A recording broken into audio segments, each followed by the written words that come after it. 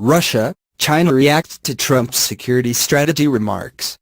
President Donald Trump's America First strategy, detailed in a speech Monday, featured strong words about China and Russia, countries that the president described as rival powers to the U.S. But despite Trump's stated goal of building a great partnership with them, both countries seemed less than enthusiastic about the plan in responses issued Tuesday.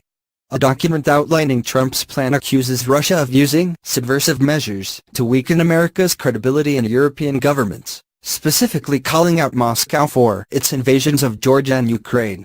The document doesn't specifically mention Russian meddling in last year's U.S. presidential election, but it warns that Russia and China are more effectively using cyberattacks and online propaganda, saying the U.S. and allies must counter the misinformation. Dmitry Peskov, a spokesman for Russian President Vladimir Putin, told reporters Tuesday that the mentions of Russia struck Moscow as imperial and showed an aversion to a multipolar world.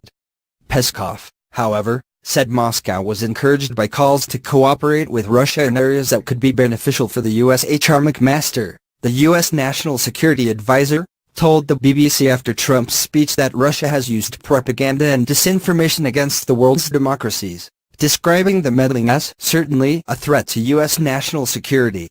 McMaster said Russia was engaged in supporting groups on both the left and right of the political spectrum, with the goal of creating tension between the groups to undermine democracy.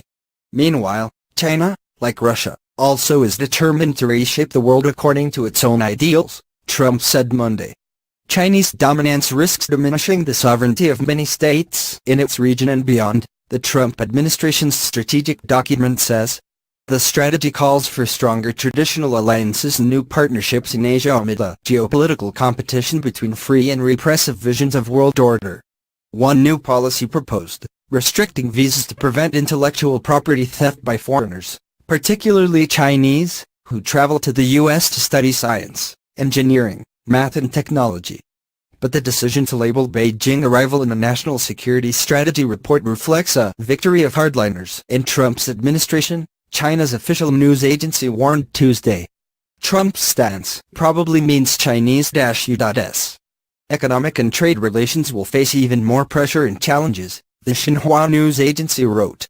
Trump's security statement marked a revival of the anti-China rhetoric he used during the 2016 U.S. presidential campaign, the Financial Times reported, noting that Trump had been